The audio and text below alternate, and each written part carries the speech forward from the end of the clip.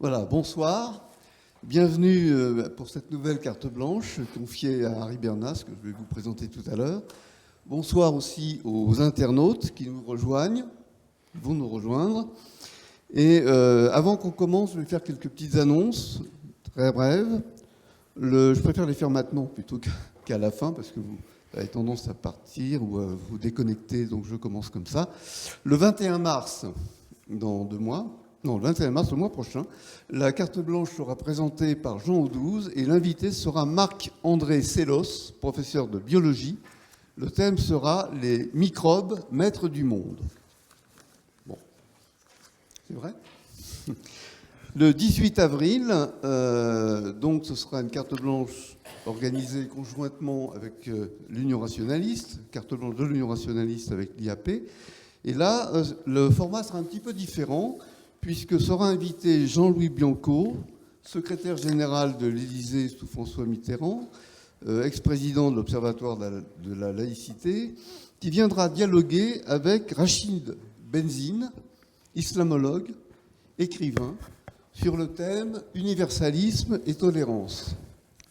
Voilà. Et encore une innovation pour cette carte blanche, elle sera modérée par Jacques Munier, que j'imagine vous connaissez, qui a été le présentateur d'une émission de France Culture pendant des dizaines d'années, Les chemins de la connaissance. Voilà. Voilà pour les annonces. Et maintenant, on va revenir à notre carte blanche et à Harry Bernas, qui est ici, qui est donc l'invité de ce soir, qui est un scientifique rock. Alors, j'ai le petit mot qui te fait peur. Tu m'as dit, qu'est-ce que tu as écrit? Alors, ce que j'ai écrit, c'est ça.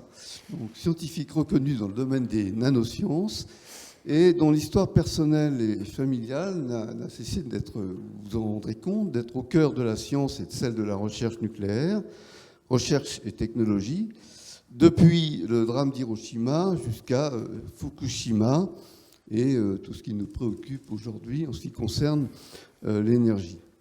Son ouvrage, qui est là, L'île au bonheur, dont il s'inspire pour cette conférence ce soir, la raison pour laquelle nous l'avons invité. Il est d'occasion. Oui, alors moi aussi je l'ai lu et j'ai été très étonné parce que tu l'as publié, je crois, au mois de décembre. C'est ça? En décembre dernier? Septembre. Je l'ai trouvé d'occasion. Je me suis dit, là, c'est un livre qui a été lu et qui circule déjà, donc ça prouve beaucoup de choses, j'ai pensé, et ce que j'ai vérifié. Donc, cet ouvrage, L'île au bonheur, est une plongée dans l'histoire et des choix qui ont présidé donc à la mise en œuvre de l'énergie nucléaire.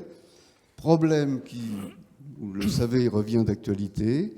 C'est un choix qui est le choix donc du nucléaire est historiquement attaché au drame initial sans précédent d'Hiroshima. Donc, c'est déjà un début un peu problématique. La question se pose, comment articuler science et politique aujourd'hui, alors que précisément les défis qui sont devant nous sont plus vastes que jamais.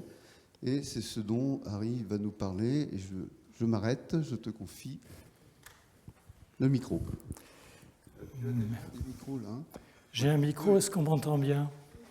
Ça va? Bonsoir et merci de cette invitation. Et je vais faire un exercice que je n'avais pas prévu.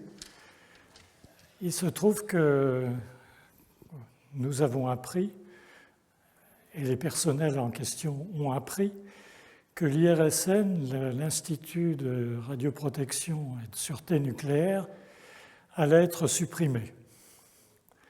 La nouvelle était un peu abrupte, et même très abrupte. Elle a tellement surpris notamment les gens de l'IRSN eux-mêmes que tout le monde se demande, mais comment on va faire ? Alors, il y a plusieurs niveaux de comment on va faire. Pour les personnels, ça paraît assez évident. Hein. Il y en a à Cadarache, il y en a à Paris, un peu partout, en Normandie, évidemment. Et puis, pour le nucléaire français, comment on va faire ? Alors en me posant la question, enfin, comme vous avez vu, j'avais préparé quelque chose qui avait à voir avec nucléaire et politique, donc on est au cœur du sujet, quoi. Ce que je vais essayer de faire, c'est passer en revue un certain nombre de problèmes que ça me paraît poser. Je dis tout de suite que je ne viens pas en proposant des solutions. Et donc, si on attend de moi une prise de position, si j'ose dire, il y en aura une qui concerne la manière dont les pouvoirs en France, les pouvoirs économiques et le pouvoir politique s'occupent de nos affaires ne me satisfait pas, donc je ne vais pas cacher ça. Et pour le reste, en particulier le pour, contre nucléaire, etc., je voudrais bien être clair là-dessus. Pour l'instant, on met ça de côté. Ce n'est pas la question numéro un. Ce que je vais essayer de faire, c'est de passer en revue quelques questions que ça me pose. Donc, et voilà, en matière d'introduction, je vous en fais un peu la liste. Bon, l'IRSN, c'est 1700 personnes. C'est un spectre de compétences qui est très large, avec des experts, des chercheurs, des techniciens, des gens qui vont inspecter les réacteurs et d'autres qui écrivent des rapports, ce n'est pas toujours les mêmes. Comme dans n'importe quelle organisation de cette taille et de cette responsabilité, tout n'est pas parfait, mais c'est une structure qui a une caractéristique essentielle qu'il a fallu des années pour arriver à faire réaliser dans notre pays, qui est la séparation assez complète entre l'expertise et, disons, pas forcément la décision appartient au gouvernement, etc., mais la manière de présenter les décisions possibles.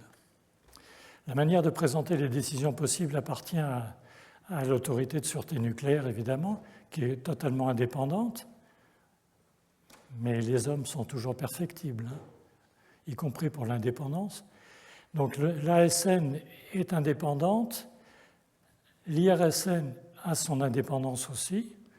Elle rend des comptes évidemment à l'ASN puisqu'elle travaille pour l'ASN, mais elle fait un travail d'expertise indépendante. Et une des questions que je voudrais me poser, c'est la question de qu'est-ce que veut dire l'indépendance et pourquoi c'est si précieux. Alors, première question, d'où viennent les problèmes ? Il y a des problèmes qui sont des problèmes techniques, évidemment, et c'est de ceux-là dont on parle très souvent, y compris dans les discussions sur disons dans le peu de débats qu'il y a autour du nucléaire. Les questions sont souvent pseudo-techniques, c'est-à-dire qu'elles sont à l'interface entre la technique et l'économie, et quand on regarde bien la façon dont elles sont traitées, elles sont plutôt du côté de l'économie. Alors les questions que je vais poser ce soir, je suis physicien, c'est essayer de les tirer un petit peu vers le côté technologique, plus que technologique que scientifique. Première question, élargir l'horizon, c'est-à-dire de se poser la question non pas sous la forme de la technique ou de la technologie, mais aussi en termes d'histoire et de société. Mon thème essentiel, ce qui m'empêche de dormir, c'est quelle énergie pour quelle société. Et on ne peut pas, à mon sens, séparer les deux. C'est-à-dire que poser la question de l'énergie, les énergies, comment elles sont les unes par rapport aux autres, etc., il y a des raisons de le faire, évidemment. Mais la question qui nous est posée aujourd'hui, c'est la combinaison. Une société a besoin d'énergie. De quelle énergie avons-nous besoin aujourd'hui compte tenu de la société que nous avons, qui change, et qui change sous une pression que nous avons créée, mais qui maintenant est une pression extérieure, c'est-à-dire l'effet des gaz à effet de serre sur les humains. Ce n'est pas les humains sur les gaz à effet de serre, cette question, à mes yeux, elle est résolue. Il y a un effet, il est massif. Voir l'exposé de Sylvestre Huette ici même, je crois que c'est très clair. La question maintenant, c'est l'inverse. Qu'est-ce qu'on fait compte tenu de ce qui est en train de se passer? Et nous sommes dedans. Donc pour traiter ça, une manière de faire, c'est aussi de se demander dans quelles conditions ces problèmes se sont posés. Je ne parle pas des gaz à effet de serre, je parle du nucléaire. L'histoire pèse très lourd dans ce domaine, notamment parce qu'elle est d'origine militaire, mais pas seulement. Il y a aussi la manière dont les décisions ont été prises ou pas prises, et la manière dont les scientifiques ont interagi ou pas interagi sur ces décisions. Deuxième question, le rapport à la vérité. Alors, l'expertise indépendante, pourquoi l'expertise indépendante? Bon, il y a des raisons évidentes, je ne vais pas remonter à ce que le gouvernement est en train d'essayer de nous préparer, c'est-à-dire le retour au service central de protection contre les rayonnements ionisants du CEA d'il y a 40 ou 50 ans, où l'expertise était intégrée non seulement dans la décision, mais même dans la fabrication. À ce moment-là, en gros, on a vu le résultat au moment de Tchernobyl, je ne m'étends pas là-dessus. Donc, c'est une démarche qui apparemment nous ramène en arrière, tel que c'est écrit pour l'instant en tout cas. Il y a un problème derrière ça. C'est le problème de savoir, croire et avoir confiance. Savoir, on fait le travail, on fait l'expertise, on l'a fait. Le problème, c'est le rapport à la vérité. On cherche une vérité. Elle ne sera pas parfaite, elle sera ce qu'elle sera. Au mieux, on l'a fait de manière propre. Ensuite, il y a des gens qui vont ou ne pas croire. Il faut les convaincre. Ça, c'est le travail des scientifiques. Je ne m'étends pas trop là-dessus. Je crois qu'il y a une majorité de scientifiques ici. Donc, la question de convaincre les gens, convaincre les collègues d'abord, se faire critiquer, etc., développer la... Ce n'est pas une croyance au sens religieux, c'est une croyance au sens de c'est le mieux qu'on puisse faire pour trouver une vérité. Et puis il y a la confiance. La confiance, c'est le public. C'est les gens qui ne sont pas des spécialistes ou qui sont des spécialistes d'autre chose. C'est ce qu'on appelle les citoyens. Et le travail, là, c'est essentiellement le travail de faire vivre un mode de travail démocratique, de créer une démocratie au fil du temps, c'est-à-dire perfectible dans des organisations, dans des parlements, éventuellement même dans des instances gouvernementales, diminuer le côté hiérarchique, enfin la verticalité, comme le côté jupitérien pour tout dire, et faire monter quelque chose qui soit un rapport d'équilibre entre des citoyens qui sont les décisionnaires ultimes par l'intermédiaire des parlementaires, etc., et les gens qui ont pris la responsabilité ou à qui on a donné la responsabilité de faire fonctionner, par exemple, la source d'énergie qui permet à la société de fonctionner. Donc cet aspect-là est absolument crucial et j'insiste dessus parce qu'il me semble absolument essentiel dans les discussions qu'on a sur le nucléaire en particulier. Ensuite, il y a l'impact du changement climatique. Je vous rappelle les épisodes de la Convention citoyenne sur le climat qui n'étaient pas autorisés à discuter des problèmes énergétiques, alors qu'une société qui ne discute pas de ses problèmes énergétiques, c'est une société qui ne peut pas fonctionner. Ça pose un problème quand même.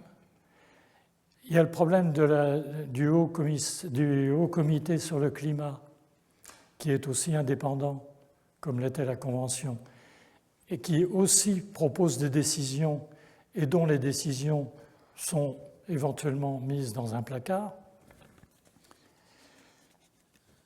Donc, et puis on peut finir par dire dans ces conditions-là, qui aurait cru que le problème se poserait? Donc, on est dans une situation où la réponse à cette espèce de confusion, c'est les gaz à effet de serre ont un effet sur les humains et comment on va s'adapter et à quelle vitesse. On a très peu de temps. Je vous rappelle ce que disait Sylvestre. En gros, on a une dizaine d'années, une quinzaine d'années, peut-être 20 ans. C'est rien, c'est à peine une génération. Donc, ce qui est en train de se passer en ce moment, c'est déjà en route. On est déjà dans un mouvement. On n'est pas dans une situation où il s'agit simplement de prolonger un état antérieur. Quand on nous parle de la croissance, etc., je ne vais pas m'étendre là-dessus, mais l'aspect croissance, c'est dire on continue comme avant, ça va être juste un peu mieux. Non, ça va être différent, profondément différent. Et il va falloir s'adapter à ça. On va vers 3 degrés. 3 degrés, ce n'est pas vivable, donc il faut essayer de diminuer très rapidement en dessous de 3 degrés. Et quelle que soit la diminution, même si on ne dépasse pas 1,5 degré, c'est une autre vie, c'est une autre manière de vivre. Et donc, on ne peut pas avoir une discussion sur ces sujets en oubliant cette chose. Et puis, donc, quelle énergie pour quelle société? La transition, elle est là. Alors, sur le nucléaire, proprement dit, des questions simples, si j'ose dire. L'état du parc, il vieillit, on n'a pas de remplacement, on n'a pas fait le travail, non pas de poser la question est posée depuis 20 ans. Elle a même été posée avant par des pionniers. Qu'est-ce qu'on fait quand les réacteurs arrivent au point où ils commencent à avoir suffisamment de problèmes pour qu'on ne puisse pas continuer à les utiliser sous peine de situations extraordinairement graves? Bon, donc le problème du vieillissement. Je vais revenir sur le problème du vieillissement tout à l'heure. La durée d'existence des réacteurs. Le problème des déchets, j'insiste pas, et le problème de l'effet du climat sur la production nucléaire. On a déjà vu l'effet de la sécheresse qui a provoqué l'arrêt des réacteurs. On a d'autres exemples, je ne m'étends pas là-dessus. Il y a une autre question qui touche à l'histoire, qui est l'état de la technologie. Est-ce que le nucléaire dont on se sert aujourd'hui est une technique mature? Est-ce que c'est une technologie mature ou pas? Je vais revenir là-dessus parce que c'est quand même assez fondamental. Et une question qui est liée à ça, c'est quel est l'horizon? Qu'est-ce qu'on peut faire pour que le nucléaire serve un jour? C'est la question qui est évidemment posée de manière très politique en général, et je vais y revenir. Je voudrais reprendre un peu les aspects, sans faire un historique, mais poser la question d'abord la spécificité du nucléaire. Le nucléaire, ce n'est pas comme le charbon ou le pétrole en mieux. C'est une densité d'énergie. On a tendance à oublier cet aspect-là. Le nucléaire, c'est une densité d'énergie. Ce n'est pas la quantité d'énergie, c'est la densité d'énergie qui est phénoménale. Il y a, pour 1 gramme, si on extrayait l'énergie d'1 gramme d'uranium-235, on aurait l'équivalent d'1 tonne de charbon. Cette densité d'énergie-là, quand en a-t-on besoin? Vous voyez la question? Ce n'est pas la question qu'on se pose habituellement, mais c'est quand même une question un peu fondamentale, parce que si vous pensez solaire, enfin les autres formes d'énergie, pétrole, gaz, etc., elles sont adaptées, plus ou moins bien, mais on essaye de les adapter, quand on les utilise, à une forme d'utilisation spécifique qui est liée à la société dans laquelle on est, au sens large, et de manière plus contrainte au fait qu'on a un certain type d'urbanisme, les villes sont très serrées, ou alors les populations sont très éparpillées, on a de l'industrie lourde, est très concentré, ou alors on a des petites industries un peu partout, etc., il y a une adaptation naturelle. Enfin, il devrait y avoir une adaptation naturelle. Cette adaptation naturelle, elle n'a pas lieu dans la société dans laquelle on vit. C'est lié à la forme de la société dans laquelle on vit. Ce n'est pas lié à la forme d'énergie. Deuxième chose, le caractère essentiellement exponentiel de libération d'énergie de la fission. C'est une technologie extraordinairement difficile à maîtriser. On est sur le fil du rasoir. 1 gramme d'uranium, 235, pour libérer son énergie, enfin pas 1 gramme, mais disons quelques kilos, pour libérer son énergie, il suffit, la totalité de son énergie, il suffit de moins d'une microseconde. Ça s'appelle une bombe atomique. Une microseconde, et on veut utiliser cette énergie. Pour utiliser cette énergie, il faut diluer l'uranium. On fait des réacteurs nucléaires parce que on étale, enfin on n'étale pas, mais on distribue l'uranium avec des ralentisseurs de neutrons pour favoriser la fission, mais en même temps des systèmes d'absorption qui permettent de contrôler le nombre de neutrons très finement. C'est d'une délicatesse extraordinaire. Ça demande une mise au point technologique au départ, évidemment. Ça demande des compétences de fonctionnement phénoménales de la part des personnels. Parce que les problèmes qui se produisent ne sont pas uniquement des problèmes qu'un système automatique peut régler, ou même une intelligence artificielle, mais des problèmes. L'imprévu, c'est une affaire humaine. L'imprévu, ce n'est pas une affaire de technologie. C'est une affaire humaine, c'est mettre en œuvre la technologie au bon moment, de manière nouvelle, de manière imprévue. Et si on regarde ce qui s'est passé dans les quelques cas où les réacteurs ont eu des problèmes gravissimes, ce qui a limité les dégâts, c'est l'intervention humaine de manière imprévue, qui n'était pas dans les livres qui annoncent comment il faut faire fonctionner, les manuels qui annoncent comment faire fonctionner le réacteur, etc. Donc, il y a cet aspect-là. Et puis, il y a un autre aspect, qui est ce que j'appellerais l'horizon, qui est les pionniers du nucléaire, et c'est vraiment les pionniers, puisque les premières idées datent entre 1942 et 1944, c'est l'idée que l'énergie qu'on extrait d'un réacteur, ou d'une bombe d'ailleurs, c'est celle de l'uranium-235. Il se trouve qu'il y en a très peu à l'intérieur de l'uranium naturel. Il y a essentiellement, à 99,3%, il y a essentiellement de l'uranium-238. On utilise l'uranium-235 dans un réacteur. Du point de vue de l'efficacité, ce n'est pas terrible.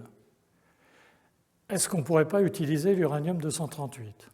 Alors vous avez entendu parler des réacteurs à neutrons rapides, qu'on appelle aussi des surgénérateurs, l'histoire Superphénix, etc. Voilà, tableau.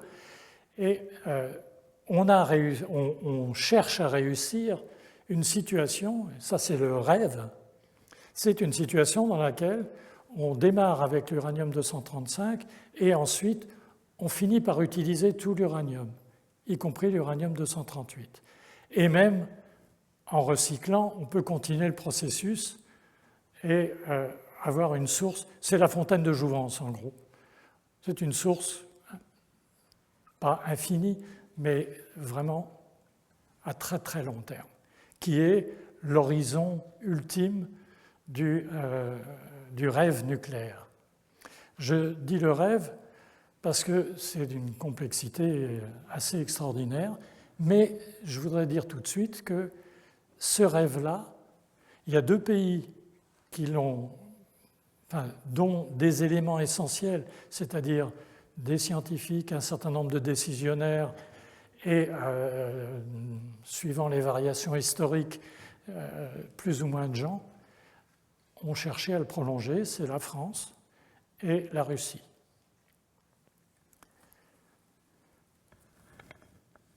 la réalité du nucléaire civil. Alors, je vais aller un peu vite, excusez-moi. Il y avait au départ la question de savoir si on arriverait à faire marcher un réacteur. Cette question, on a l'impression qu'elle est résolue. En fait, dans les années entre 1944 et 1952, 1944-1952, c'est les années pendant lesquelles les concepts de réacteurs nucléaires ont été inventés.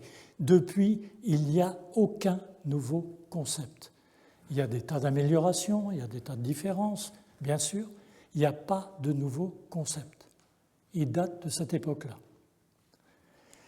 Quand je dis concept, je veux dire des réacteurs qui ont été dessinés sur le papier, de manière détaillée, c'est-à-dire en tenant compte de la capacité de multiplication des neutrons, etc. etc. C'est pas, avec des chiffres, pas des choses qui sont uniquement des rêves. Les rêves, on a estimé qu'il pouvait y avoir au moins 1 millier de types de réacteurs différents.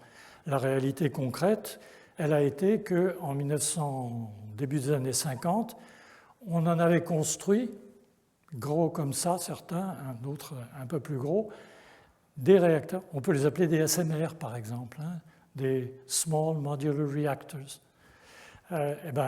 Ces bécanes-là ont été construites au début des années 50, ont fonctionné, et il y en avait, par exemple, en 1952-3, il y avait 19 types totalement différents, avec des matériaux fissiles, la quantité de matériaux fissiles, l'enrichissement de l'uranium-235 complètement différents, certains fonctionnant avec davantage de plutonium, avec des ralentisseurs de matériaux totalement différents, avec des systèmes de refroidissement totalement différents, des gaz, des liquides, des métaux liquides. Il y avait même des réacteurs qui étaient des réacteurs en métal liquide proprement dit, c'est-à-dire qu'il y avait un mélange, c'était des sels d'uranium fondus, il en existe encore aujourd'hui à titre d'essai dans 2-3 laboratoires qui maintiennent encore l'intérêt. C'est des systèmes qui, sur le papier, sont extraordinairement intéressants parce que vous ne pouvez pas avoir, par exemple, de fusion du cœur. Vous limitez les accidents puisque le matériau est homogène, liquide, et que s'il y a un pépin, ça s'arrête de lui-même. Donc, sur le papier, c'est un exemple, il y en avait d'autres. Il y avait donc une vingtaine de ces systèmes. On est arrivé à une situation assez étrange. Il y avait même des réacteurs surgénérateurs, et même le premier réacteur qui a produit l'électricité, c'était un surgénérateur. Il n'était pas bien gros, il a allumé 4 ampoules la première fois, après il en a allumé à peu près 1 millier, il y avait un village pas très loin, et il a fourni l'électricité pour ça. Il a fonctionné quelques années, il a mis en évidence toute la série des problèmes que posait la surrégénération, c'est-à-dire le fait que vous travaillez avec des quantités, des concentrations d'uranium-235 ou de plutonium qui sont extrêmement élevées, et vous n'avez pas envie que ça se rassemble, parce qu'à ce moment-là, ça peut faire une mauvaise bombe, mais c'est une bombe quand même. Et d'autre part, les problèmes de recyclage, de retraitement sont des problèmes extrêmement compliqués à résoudre, en particulier du point de vue des cochonneries que ça laisse dans le paysage autour. Et il y a des exemples aux États-Unis, en ex-Union soviétique, où là, ça a été des centaines de milliers de gens qui ont été concernés, mais aux États-Unis aussi, probablement. Et ça a mis en évidence ce type de problème. Et dès les origines, assez rapidement, au bout de 2 ans, vers 1949, les industriels américains, parce qu'aux États-Unis, c'est les industriels qui construisent les réacteurs directement, l'équivalent du CEA ne fonctionne pas comme ça. Ils sous-traitent aux industriels. Les industriels extrêmement compétents avaient construit ces réacteurs et disaient officiellement, si on arrive à faire des surgénérateurs sûrs il y a une perspective industrielle qui nous intéresse. Sinon, le nucléaire, c'est une énergie de transition. Je vous parle de 1949. Le discours était déjà là. Et ce discours a toujours été présent, c'est-à-dire que des comités de surveillance des travaux de l'énergie nucléaire américaine, de la Commission d'énergie nucléaire américaine, avec des gens comme Oppenheimer, Fermi, etc., qui évaluaient ces travaux, on leur demandait de dire « Qu'est-ce que vous pensez de l'avenir ?» Et en 1949 encore, ils publient un rapport dans lequel ils disent « Il y a au moins 20 ans de recherche à faire pour déterminer quel est le type de réacteur qui est le plus efficace. » Encore 20 ans de recherche, pas de 20 ans de technologie, 20 ans de recherche en 1949. Eh bien, je saute. En 1953, on est en pleine guerre froide, la guerre de Corée vient à peine de se terminer, depuis quelques mois. Donc les rapports au niveau mondial sont extrêmement tendus. Et il y a un moment dans les oscillations de ces rapports, il y a un moment où Eisenhower voit les soviétiques dire, les soviétiques qui mènent une propagande très efficace pour la paix, le mouvement de la paix, etc., avec un auditoire qui est très réceptif, étant donné les dangers qu'on voit poindre avec le nombre de bombes atomiques qui est en train de se construire. On est en train de... C'est la période de montée, le début de l'exponentielle de montée du nombre de bombes atomiques dans les arsenaux. Je rappelle qu'à la fin, on est arrivé à quelque chose comme l'équivalent de 2 tonnes de TNT par habitant de la planète.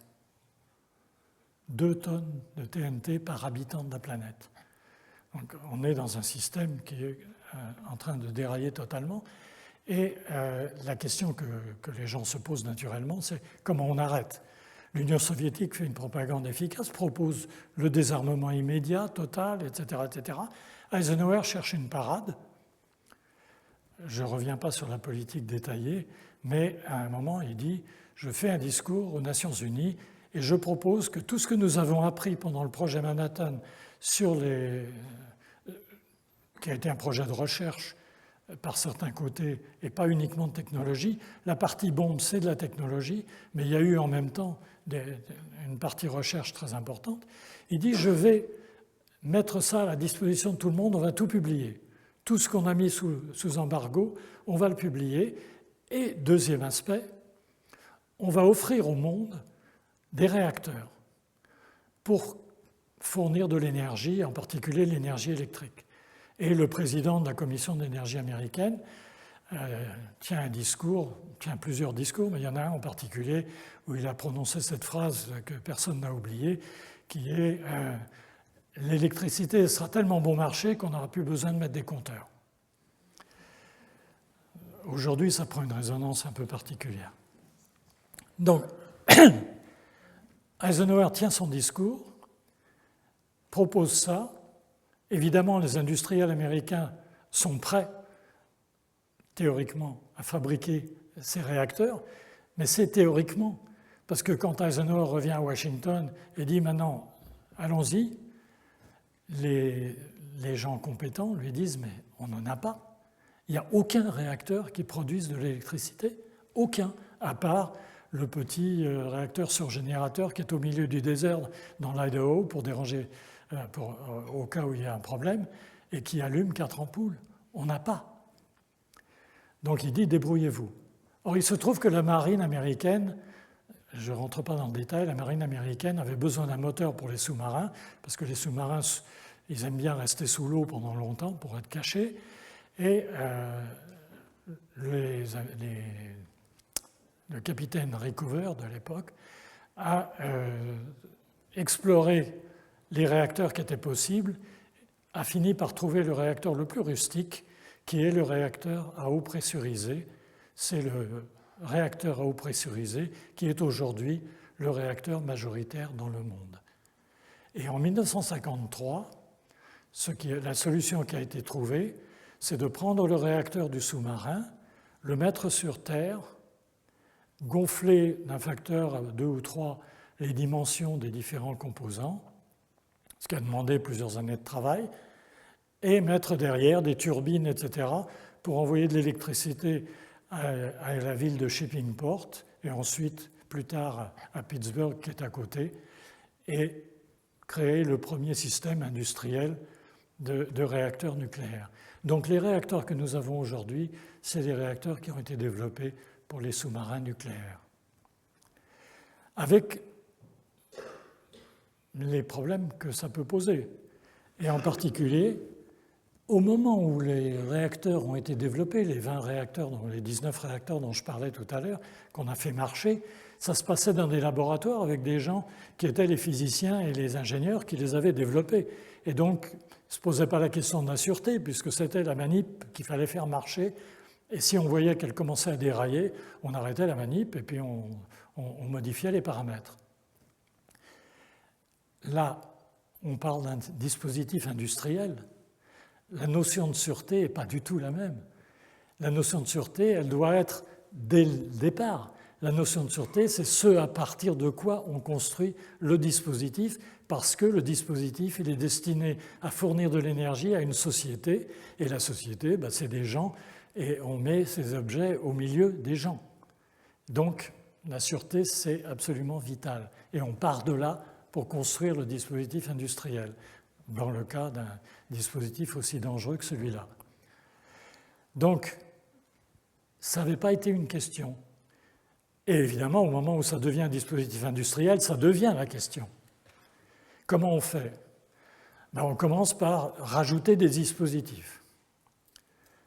Le prix, à chaque fois, du réacteur augmente. Alors, on augmente la taille du réacteur parce que faire plus gros, ça revient moins cher. Intéressant quand on pense au SMR aujourd'hui. Mais c'est vrai. Donc on fait plus gros et on rajoute des dispositifs. Ça renchérit le réacteur, mais ça le rend plus sûr et effectivement, on peut prouver que ça a une efficacité très grande pour diminuer la quantité d'accidents, compte tenu en particulier de l'augmentation du niveau des compétences des gens qui font fonctionner le réacteur. Ensuite, excusez-moi, je me perds. Ouais. On a quand même un problème. On a le problème de la fusion du cœur. La fusion du cœur était considérée comme une chose qui ne pouvait pas se produire. Quand je dis considérée, les ingénieurs avaient considéré que leur dispositif était tel que ça n'existerait pas. Et le réacteur a été construit de telle sorte qu'on s'occupe de tous les autres problèmes, mais celui-là, il ne se posait pas. Et puis un jour, il s'est posé. Alors, on a, à partir de Three Mile Island, en 1979, on a commencé à développer des dispositifs pour éviter ce problème-là. Mais au bout du compte, on est arrivé à une situation qui a été très bien résumée par un professeur d'ingénierie nucléaire du MIT en 1987. Il a dit « Le réacteur à eau pressurisée qu'on utilise aujourd'hui, c'est l'équivalent pour les problèmes de l'énergie de ce qu'est le dirigeable Hindenburg par rapport à l'aviation. » Et ça résume assez bien la situation. Et on est dans cette situation-là aujourd'hui. Donc, comment on fait ? Comment on réfléchit autrement ? Est-ce qu'on peut faire autrement ? Pour faire autrement, il faut d'abord se poser la question, me semble-t-il, qui réfléchit ? Et en particulier les scientifiques. Alors, les scientifiques, ils n'ont pas trop leur mot à dire sur la technologie des réacteurs nucléaires, parce que ce n'est pas de la science, c'est de la technologie aujourd'hui.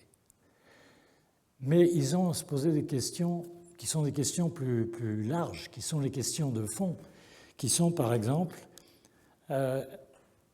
comment on en est venu là et comment on peut faire autrement. Alors revenons à l'histoire. comment est-ce que tout ça s'est passé? En 1944, avant la fin de la guerre, le président Roosevelt, qui voit que la guerre va se finir et qu'elle va être gagnée par les Alliés, demande à un type qui a été responsable de l'ensemble du projet Manhattan et de son corollaire sur la côte Est, qui n'est pas moins important que le projet Manhattan. On y a dépensé autant d'argent et il a fructifié de manière infiniment plus large que le projet spécifique de la bombe, parce qu'il a créé l'électronique, l'informatique, etc. Enfin, je reviendrai là-dessus dans un instant. Ce type, M. Vannevar Bush, ce n'est pas de la même famille, Vannevar Bush était un ingénieur qui avait des travaux très, très distingués à son actif et qui dirigeait des gens comme Oppenheimer, Wheeler, Fermi, etc. Il avait la vision sur l'ensemble du projet, sur l'ensemble de ce qui se passait à l'intérieur des États-Unis, sur 130 sites différents. Et donc, Vannevar Bush fait un rapport sur... On lui demande de dire comment on pourrait faire à l'avenir. Il écrit un rapport qui s'appelle « Science, the Endless Frontier », la frontière qui se déplace indéfiniment. Et son souci, son souhait et son message, c'est qu'il faut organiser une infusion de l'économie, et de l'industrie en particulier, mais de l'économie d'une manière générale et de la société en général. Il faut infuser la science dedans. C'est une idée que des philosophes avaient déjà eue depuis longtemps. Mais ils voient, à l'occasion de la sortie de la guerre, ils voient la possibilité de le mettre en œuvre. Et le projet qu'ils proposent, c'est le moyen de le mettre en œuvre. On va intégrer les progrès de la science dans l'économie. On va développer de manière phénoménale la quantité de scientifiques, l'éducation, le niveau d'éducation dans les différents cursus à différents niveaux, pour avoir des scientifiques, des ingénieurs, des techniciens, etc.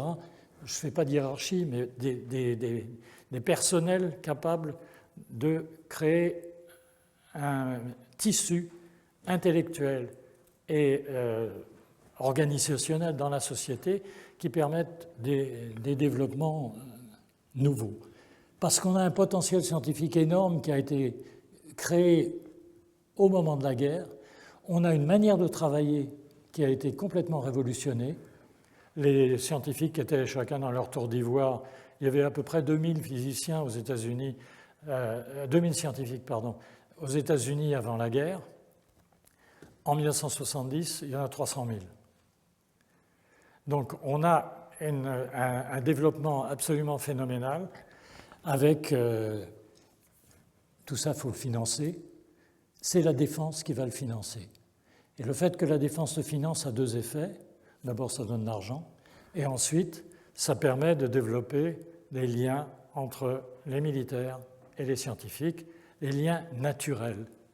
Et le caractère naturel des liens, je vais vous le donner en une liste assez rapide. Il y a un projet qui est un projet de défense des États-Unis. On ne sait pas comment arrêter les bombardiers venant d'Union soviétique passant par le pôle. S'il y en a suffisamment, il y en a bien qui vont passer. On n'a pas de système anti-bombardier. Et plus tard, on n'a pas de système anti-missile pour arrêter. Nous, on peut attaquer, mais on n'arrive pas à se défendre. Comment on fait?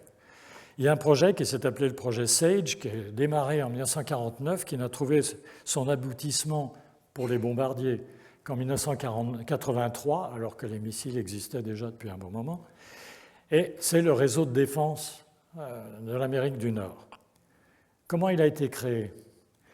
En 1949, il y a un projet qui s'appelle Charles, c'est le nom de la rivière qui coule à Boston. Le projet, les gens se sont réunis à Boston.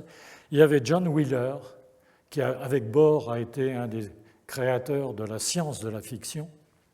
Il y avait de la fission, pardon. Il y avait John Wheeler, il y avait Oppenheimer, il y avait Charles Lauritsen, qui était un des fondateurs de la physique nucléaire sur la côte ouest des États-Unis. Il y avait John von Neumann, qui est un génie absolu, on ne peut pas dire le nombre de choses qu'il a inventées. Sinon, il a créé une bonne partie des mathématiques qui ont servi ensuite à développer la mécanique quantique. Par ailleurs, il a développé les principales idées de l'informatique, de la programmation, etc. Donc des scientifiques du plus haut niveau se réunissent, discutent comment il faut faire, et ce qu'il en sort, c'est la création de ce qu'on a appelé le Lincoln Lab. C'est un laboratoire qui a été créé contre l'université MIT à Boston, un laboratoire destiné aux applications militaires des découvertes qui ont été faites pendant la guerre, notamment du côté de l'électronique, de l'optronique, de l'optique, ensuite de l'optronique, etc. Et ce laboratoire, en 1951, il y a déjà 300 personnes, il est créé en 1950. En 1951, il y a 300 personnes, en 1952, il y en a 1800. Et c'est évidemment un lieu de création de compétences en même temps, de compétences de deux sortes. La compétence technologique, intellectuelle, scientifique, et la compétence, une manière de compétence sur la manière de travailler sur des problèmes qui sont non pas duals, je reviendrai là-dessus, mais ils sont ce qu'ils sont. On développe, par exemple, dans le cas de la suite de ce projet, dans un deuxième projet qui s'appelle Whirlwind, on développe des calculateurs. Ces calculateurs deviennent des ordinateurs. C'est le projet dans lequel les ordinateurs ont été développés. Le nom connu sur ce sujet, c'est Jay Forrester, évidemment, et puis une femme qui est passée à l'as pendant très longtemps, et qui est la femme qui a tout simplement inventé la plupart des bases de programmes, qui s'appelle Judy Clapp, je voulais quand même signaler son nom, et c'est un personnage absolument extraordinaire, tout aussi grand que les autres, et au moins. Et qu'est-ce qu'on a développé? Les mémoires magnétiques des ordinateurs, les premières mémoires. Avant, c'était des circuits à lampe qu'on allumait et qu'on éteignait qui servaient de mémoire. Là, on a des mémoires magnétiques, on a des RAM, on invente les RAM, on développe des composants électroniques, et ces composants électroniques, évidemment, on travaille avec d'autres laboratoires qui sont les laboratoires industriels, par exemple Bell Labs, et ça donnera les transistors, la microélectronique, etc. C'est né à partir de ces travaux-là, parce que c'était financé comme ça, et parce que l'organisation multidisciplinaire et avec des sources financières indéfinies permettait de développer ça. Ensuite, il y a un projet VISTA qui est un peu différent. Le projet VISTA, c'est un projet très ambitieux. L'idée, je ne sais pas si l'idée initiale vient d'Oppenheimer, mais en tout cas, Oppenheimer est un de ceux qui a le plus participé, avec un certain nombre d'anciens du projet Manhattan. Fermi et Bethe, par exemple, ont décidé que non, eux, ils ne voulaient pas s'occuper de ça, mais beaucoup d'autres l'ont fait. C'était comment intégrer les réseaux de guerre aérienne, c'est-à-dire en particulier les systèmes de radar, etc., en vol, qui permettaient de combattre, intégrer les réseaux de guerre aérienne et terrestre face à une attaque soviétique, bien sûr, venant de l'extérieur. C'est quoi ? C'est essentiellement la création du web, le web bien avant, le premier réseau, ce qu'allait devenir ce qu'on a appelé ARPANET et qui ensuite est devenu l'Internet et le web. Ça, c'est la première chose. La deuxième chose, c'est que ça s'est produit, on a cherché comment faire pour matcher, si vous me permettez le mot, les moyens qui allaient être mis en œuvre avec l'aspect scientifique et technologique spécifique de cette conception de mise en réseau. Les moyens, c'était le système balistique, quelques années plus tard, c'était les systèmes balistiques, c'était les problèmes d'aérodynamique que ça allait poser, les systèmes de fonctionnement, etc. Tout ça, ça demandait une compétence commune. On a donc créé un lieu, on l'a créé dans un environnement universitaire qui était adapté, c'est Caltech, sur la côte ouest des États-Unis. Et à Caltech, on avait des spécialistes d'aérodynamique, on avait les meilleurs du monde. On a fait venir en plus un certain nombre de nazis qui avaient développé les V2 pour compléter les équipes. Et ces développements pouvaient avoir lieu à cet endroit-là, avec évidemment les compétences des gens qui étaient des spécialistes de physique nucléaire, qui existaient déjà à Caltech, et puis les gens de l'électronique, etc., qu'on allait faire venir. On a développé ça, c'est devenu le JPL, le Jet Propulsion Lab, bien connu, honorablement connu dans cette maison, et c'est devenu la NASA ensuite. Ça a donné ensuite la NASA. Non pas tout sur place, évidemment, mais c'est comme ça que la naissance s'est opérée. Je peux continuer sur l'investissement des scientifiques et le travail des scientifiques. Ce n'est pas un jugement de valeur, c'est un constat. C'est normal que les gens aient des opinions. C'est normal qu'ils estiment qu'il faut défendre son pays, c'est normal, etc., etc.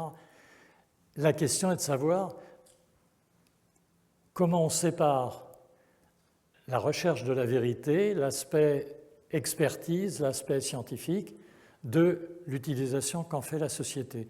Il y a un moment où c'est inséparable. Et il y a deux moments où c'est inséparable. Il y a le moment d'utilisation, évidemment, et puis il y a un moment avant ça, c'est dans la tête des gens. Les scientifiques peuvent prétendre tant qu'ils veulent qu'ils n'ont pas d'opinion, évidemment qu'ils ont des opinions. Évidemment qu'il y a un moment où, mis face à un problème qu'ils jugent subjectivement, qu'ils jugent important, vital, ils prennent position. Donc, le côté dual, non, ce n'est pas dual. C'est pas technologie duale, c'est la structure sociale et la structure intellectuelle qui va avec, la structure subjective qui va avec, qui détermine la manière dont les choses vont évoluer, dont la recherche va évoluer et de l'utilisation qu'on en fait. Et ça va aussi affecter la mentalité, en particulier les choix de recherche, les programmes de recherche, ce qu'on fait et ce qu'on décide de ne pas faire, c'est-à-dire quelle ignorance on choisit si on décide de ne pas faire. Est-ce que c'est important ? Est-ce que c'est important ? C'est un problème que pose la société.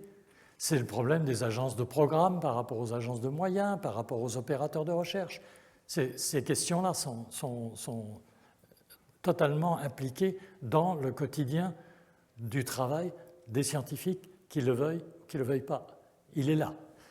Et puis, il y a un problème de rapport à la vérité et de rapport au pouvoir et de marchandisation, évidemment. Alors, je n'insiste pas sur les aspects, les scientifiques et le tabac, les climato-sceptiques, etc., etc. C'est probablement assez évident. J'ai combien de temps ? Pardon ? 10 minutes. 10 minutes. Bon. Je reviens en France. Le nouveau nucléaire, armé de ces réflexions, qu'est-ce qu'on fait ? Quelle est la faisabilité ? C'est la question. Je vous pose des questions comme je me les pose. Quelle est la faisabilité d'un programme nucléaire tel qu'il est proposé aujourd'hui par le gouvernement dans des conditions qui sont créées, entre autres, par la suppression de l'IRSN, mais aussi par, disons, tous les autres paramètres dont je vais faire la liste tout de suite. Quelle est la faisabilité et quel est l'ordre de grandeur du temps ? C'est pour quand ? On est dans l'urgence. On a, j'ai dit, entre 10 et 20 ans maximum. Donc, on est dans la transition. On y est déjà. Alors, armé de ces trois paramètres-là, qu'est-ce qu'on fait ? Pour la gestion du parc existant, je crois que je n'ai pas besoin d'insister sur les problèmes que ça pose. On lit ça dans les journaux, il y a des problèmes nouveaux qui peuvent apparaître. Sur le problème du vieillissement, je voudrais juste vous dire une chose. Il se trouve que c'est un domaine dans lequel j'ai un peu travaillé, non pas le vieillissement des réacteurs, mais les effets d'irradiation sur les matériaux. Et donc, à propos de ces problèmes de vieillissement, j'ai évidemment regardé ça d'assez près avec des collègues qui sont plus du côté mécanicien, moi c'est plutôt du côté défauts élémentaires, etc.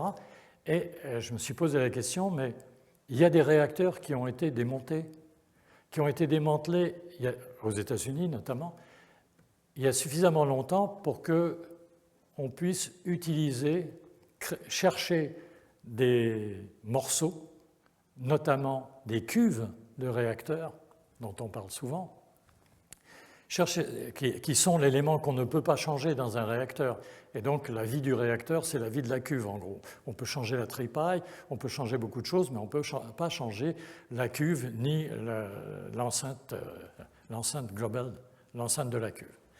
Donc on prend un morceau de cuve qui n'est plus radioactif ou qui est à peine radioactif, et puis on fait dessus toutes les expériences que font les gens, les physiciens des matériaux, depuis l'aspect microscopique à l'aspect macroscopique, les propriétés de torsion, comment les défauts se propagent. Les défauts sont des défauts qui sont petits, donc on les étudie, on regarde comment ils grossissent, et à chaque échelle de taille, on suit l'évolution du matériau, et à la fin, on est capable de dire ce matériau, en tout cas avec cet alliage-là, avec ces conditions-là, il est capable de résister un certain temps. Eh bien, ça n'a jamais été fait. Les réacteurs sont démontés, on a pris les morceaux, on les a laissés refroidir, on ne les a jamais regardés. J'en revenais pas, je vois quelqu'un qui a l'air dubitatif, je vais donner un argument d'autorité, excusez-moi. J'ai posé la question. J'ai posé la question à des collègues qui m'ont dit « ouais, c'est une bonne idée, mais non, ça, je crois que ça, je parle de collègues américains, hein, et des bons. Ça n'a pas été fait. » Alors, il se trouve que dans des congrès, etc., j'ai rencontré quelqu'un qui a été pendant plusieurs années la présidente de la NRC, la Nuclear Regulation Committee, l'instance, l'équivalent de la SN aux États-Unis. Donc, elle avait tous les éléments. Et il se trouve que c'est quelqu'un qui s'est beaucoup soucié, en particulier, de ces problèmes de vieillissement, sur un plan plus personnel. Alors, je lui ai envoyé un mail, et je lui ai dit, est-ce que tu peux me dire si cette étude a été faite, et qui l'a faite, et comment? Elle m'a répondu, c'est une très bonne idée. À ma connaissance, ça n'a jamais été fait. Voilà. Donc, on a une responsabilité. Elle apparaît, il y a des moments comme ça où elle apparaît de manière considérable. Je pourrais dire un peu la même chose à propos de la libération des eaux de Fukushima à propos. Non pas sur le plan du tritium dont on parle toujours. Le tritium, c'est pas très agréable, c'est très embêtant, mais bon, de toute façon, on ne peut pas faire autrement. Donc, on trouvera des arguments pour le faire quand même, mais du côté du tritium, c'est pas ça. Enfin, il y a un problème, mais on ne sait pas le résoudre. Par contre, à l'intérieur des eaux de Fukushima, il y a même certainement des nanomatériaux. Pas seulement des morceaux, ils sont arrêtés par des filtres, etc. Il y a tout un système de traitement, etc.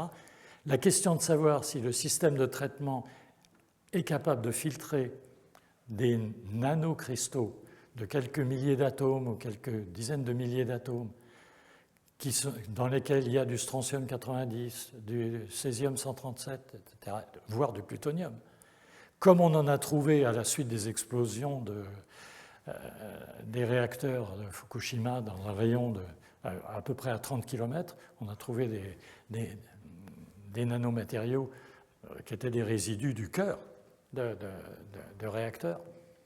Bon, là, ce n'est pas du tout la même chose, mais ces nanomatériaux existent.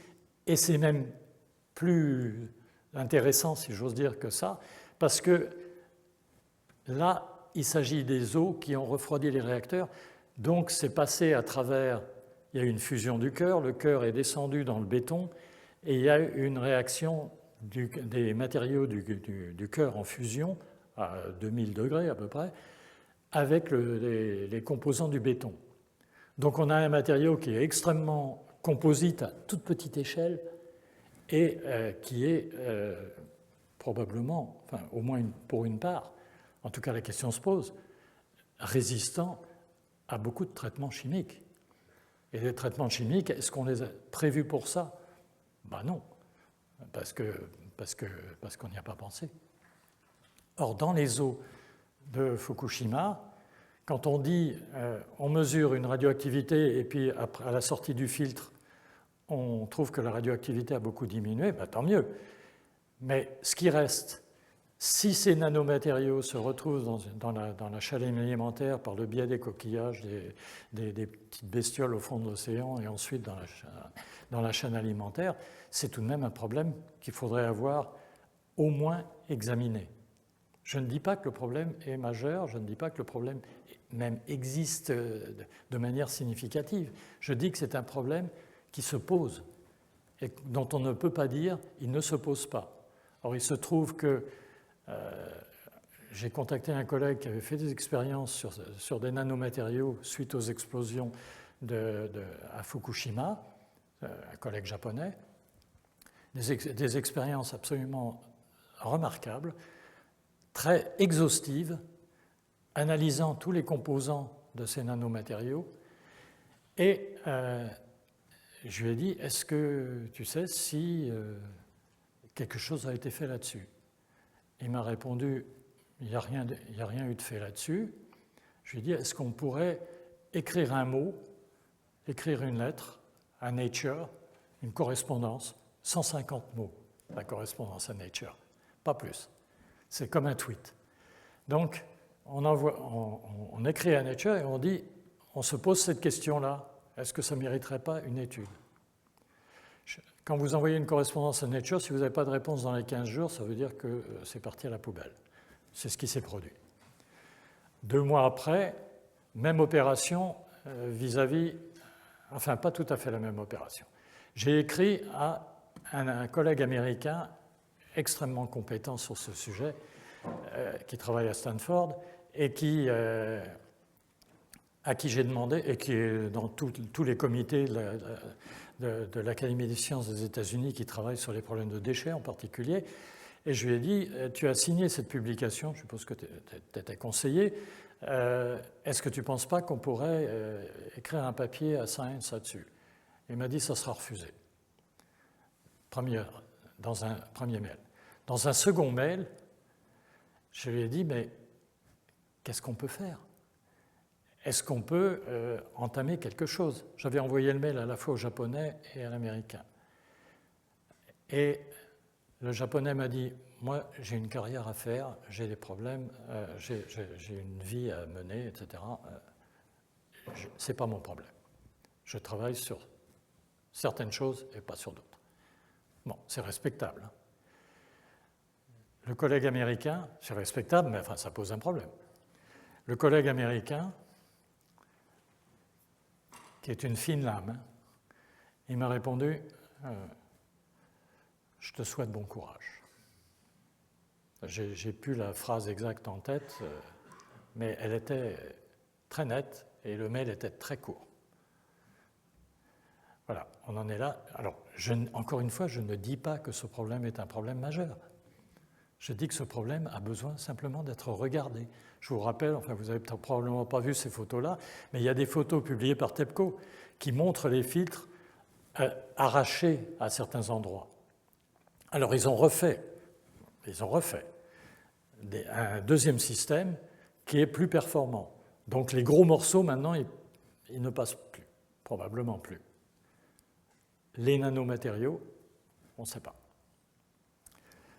Voilà. Alors, conclusion. En ce qui concerne la France, bon, on a à gérer le parc existant. Excusez-moi, j'ai essayé de résumer plusieurs choses à la fois. On a EDF qui est en état de défaisance, et je ne parle pas uniquement du point de vue financier. Il y a le problème de la gestion financière, mais la gestion financière catastrophique, elle s'est faite évidemment aux dépens à la fois de la compétence du nombre des personnels, de la compétence des personnels, de la multiplication de sous-traitances, etc., qui font que les personnels d'EDF sont devenus des gestionnaires compétents de gens dont le niveau de compétence diminue au fur et à mesure que la sous-traitance augmente. Enfin, le niveau de sous-traitance augmente. Et donc, on a une situation qui est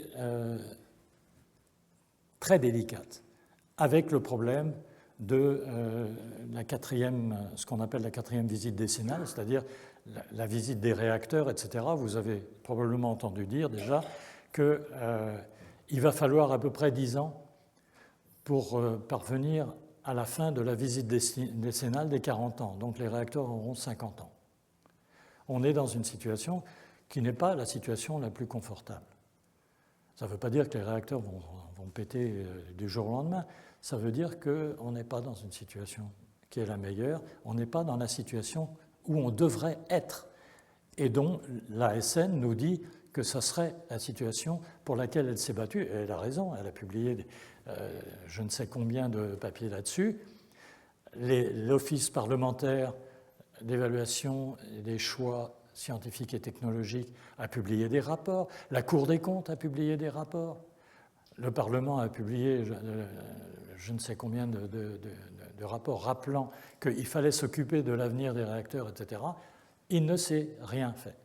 Donc, quand je dis rien, je veux vraiment dire rien. Au contraire, ça a été un management, au sens propre, du management financier, management de flux financiers. Alors, du côté d'Orano, etc., je n'ai rien à dire de plus là-dessus. Ça, c'est le premier point. Deuxième point, c'est la désindustrialisation. On a un tissu industriel qui se défait. Et il y a un moment, quand vous défaites le tissu industriel, ce n'est pas uniquement une affaire de compétences, c'est aussi une affaire de culture. La culture se défait. L'intérêt des gens se défait. La volonté de rentrer dans un domaine se défait. On est dans cette situation. 70% de l'industrie française a été délocalisée ou a disparu depuis les années 70. C'est une situation qui est absolument dramatique. Le rapport industrie-service, pour vous donner un chiffre qui moi, me frappe beaucoup, dans les années 70, enfin en 70 plus exactement, c'était 23% industrie, 13% service.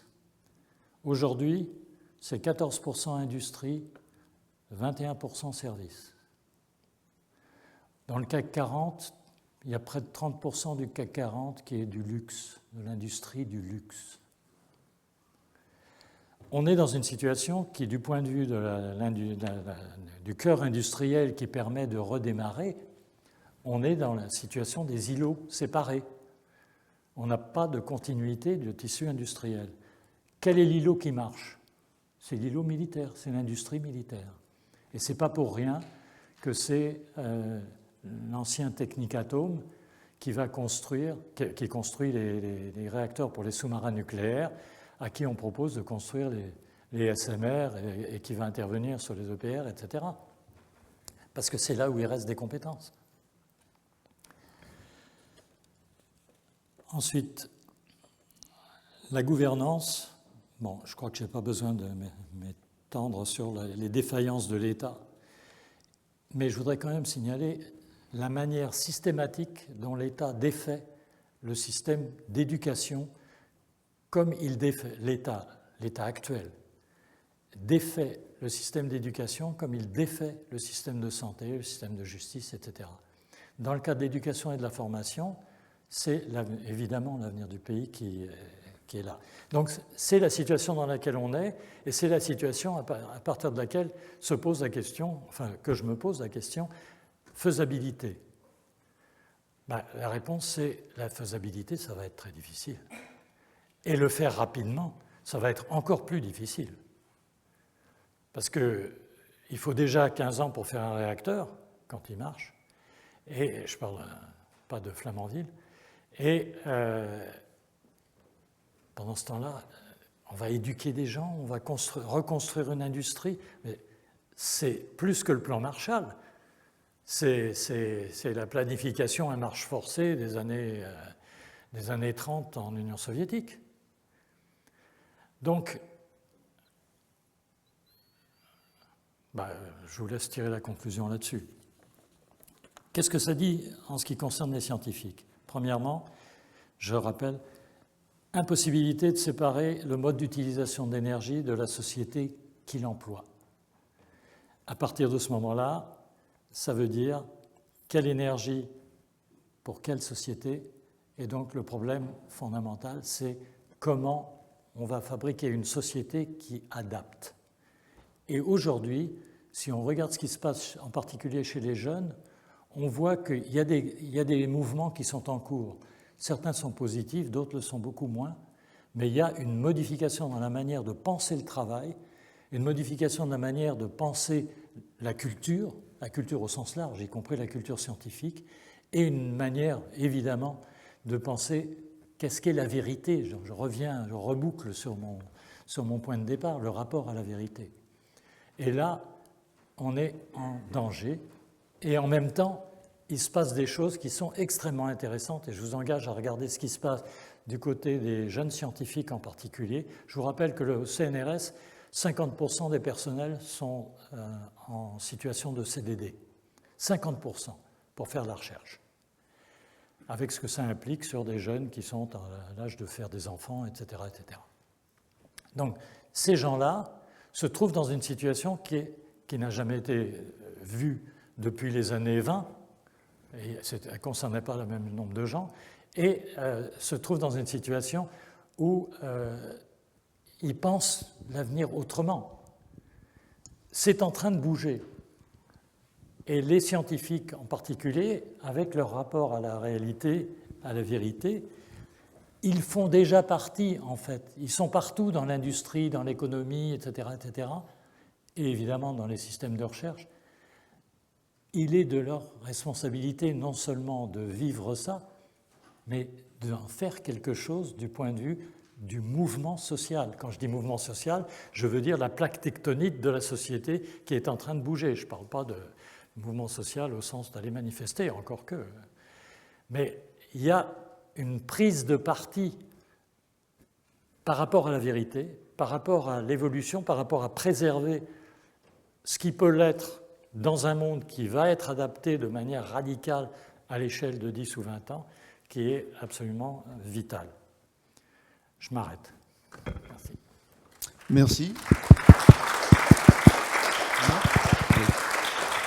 Merci Harry. Très riche exposé et je sens déjà que beaucoup de questions vont jaillir. En tout cas, j'en suis persuadé. Donc il y a des questions d'internautes. On va d'abord passer aux questions de la salle.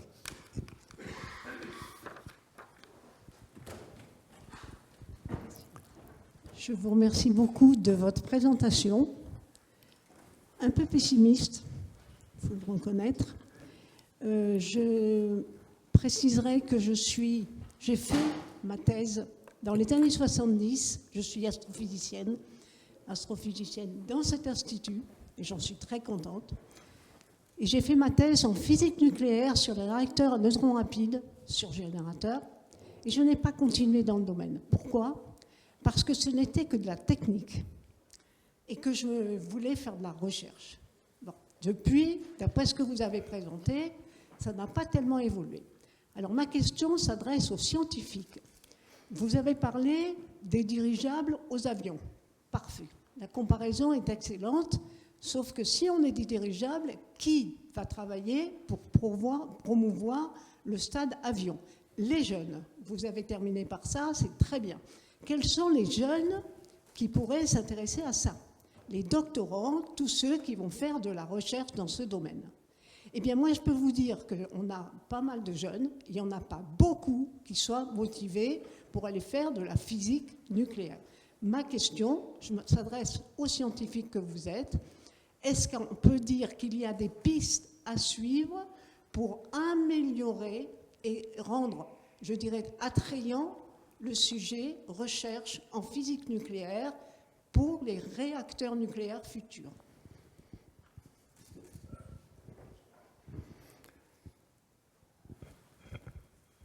Ma réponse est personnelle.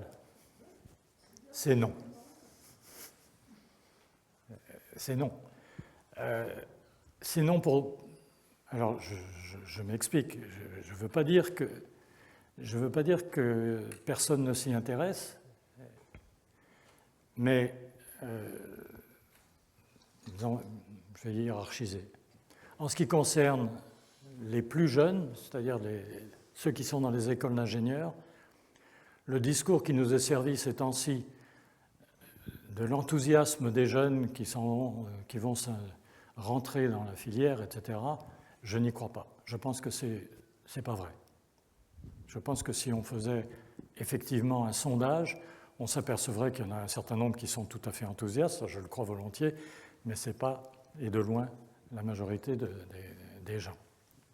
Alors, on peut regretter aussi, on peut penser que ce serait mieux que les gens s'intéressent à la physique nucléaire plutôt que de s'intéresser au management et aux flux financiers qui vous font gagner de l'argent comme trader à Londres. Mais la réalité, elle est là chez les jeunes.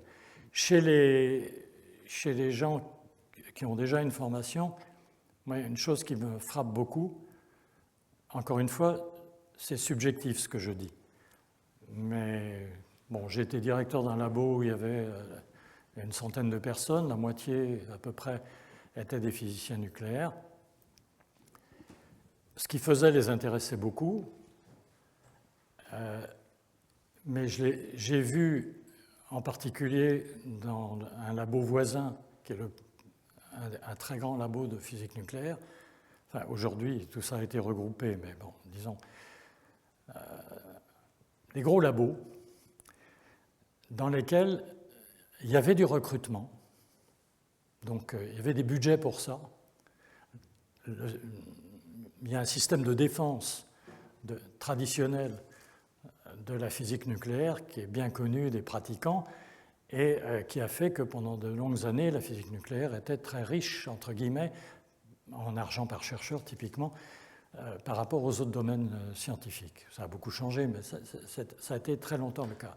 Et continue à y avoir des recrutements. Ce qui m'a frappé, c'est que les gens qui ont été recrutés et les sujets sur lesquels ils ont été recrutés, je ne parle pas de l'astrophysique, qui est en partie faite à l'IN2P3 maintenant, mais je parle de l'autre partie, ce n'est pas la même mentalité. Ce n'est pas la même mentalité à deux points de vue. Il y a un aspect qui est commun à tous les jeunes, c'est-à-dire qu'ils ont une autre manière d'aborder les problèmes, et beaucoup plus, comment dirais-je, terrestre. Il faut arriver à survivre. Donc on cherche des sujets qui marchent,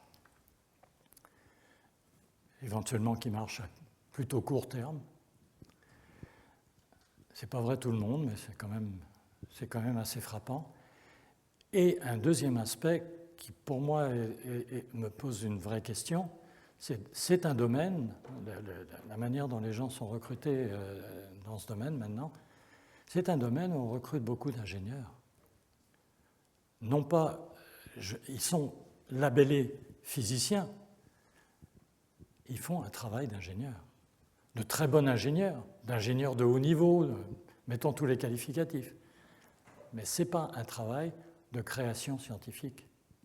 Ce n'est pas un travail de mise en cause de son activité, de ce qu'on a pensé avant. C'est un travail de prolonger quelque chose qui doit finir par marcher. Éventuellement en faisant de la prospective, etc. Je ne veux pas dire qu'il n'y a pas d'imagination, mais ce n'est pas le même métier. Oui, alors les internautes posent des questions d'une part sur les déchets nucléaires. Qu'est-ce que tu penses de la gestion? Est-ce qu'il y a des moyens Bon. de les rendre sûrs à long terme. Et puis l'autre question qui revient, c'est qu'est-ce que tu penses des gros réacteurs qui sont prévus par le pouvoir politique? Dans combien de temps est-ce que c'est possible et est-ce que c'est faisable?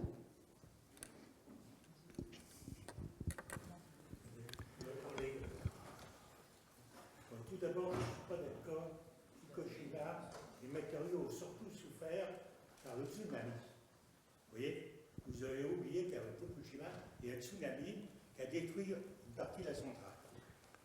Bon, d'autre part, en France, on ne s'occupe pas tellement de l'entretien des barrages hydroélectriques. Bon, il faut se rappeler qu'au Pérou, en 1970, il y a un barrage qui a sauté, 35 000 morts. Beaucoup plus qu'à Tchernobyl. Bon, on a eu aussi l'épisode du barrage de Malpasset, où il y a eu plusieurs dizaines de morts. Actuellement, on ne s'occupe pas du tout des barrages hydroélectriques, dont certains ont 70-80 ans. Génitia a été construit avant la guerre. Bon, alors d'autre part, les déchets nucléaires, si vous voulez, c'est quelques tonnes qu'on peut mettre dans la terre. Par contre, les déchets qu'on va avoir avec les éoliennes, c'est des milliards de tonnes de déchets, de béton et de ferraille. Alors ça, c'est beaucoup plus... Ça pollue tout. Donc c'est ce que je voulais vous dire.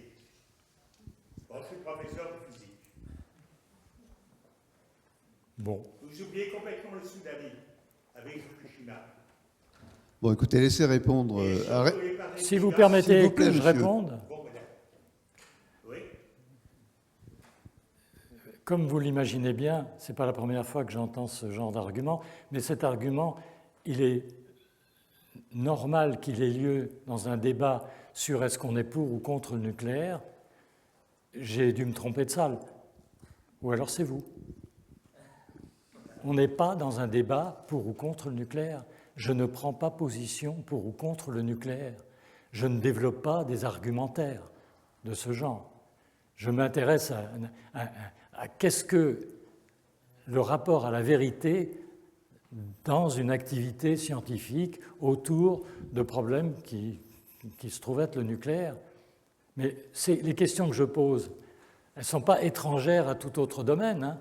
Je pense que les chimistes ou les biologistes qui s'intéressent aux néonicotinoïdes, ils seraient très bien placés pour tenir un certain nombre sortir un certain nombre des remarques que j'ai faites. Donc, je suis désolé, mais je ne vais pas répondre à ce que vous dites. Ce n'est pas le problème. Ce n'est pas le problème d'aujourd'hui. Et dangereuse. Pardon ? L'industrie chimique et pharmaceutique a des... On vit dans un monde dangereux, ce n'est pas le problème d'aujourd'hui. Ah oui. Ben, vous oubliez qu'à Bhopal, 40 000 morts. Excusez-moi, mais la Oui, mais c'est pas le comptabilité sujet des morts ce ne me soir, paraît pas la bonne excusez-nous. solution. Bon, est-ce qu'il y a d'autres questions? Non, je trouve que c'est... Est-ce que tu peux répondre sur la question des internautes qui a été posée par Michel, relayée par Michel? Oui, c'était conçu de la sûreté de la gestion des déchets nucléaires. Bon, sur la sûreté bon, le problème des déchets n'est pas résolu. Il n'est pas résolu. C'est-à-dire que, bien sûr, qu'on peut décider de mettre les déchets à un endroit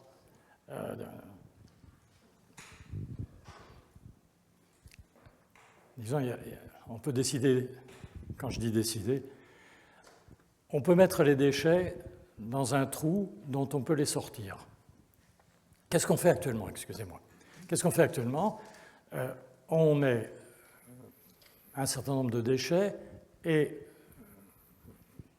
un certain nombre de déchets dans des situations où on les met autour des réacteurs existants. Ce n'est pas du tout satisfaisant. Et effectivement, il faut les mettre en sûreté.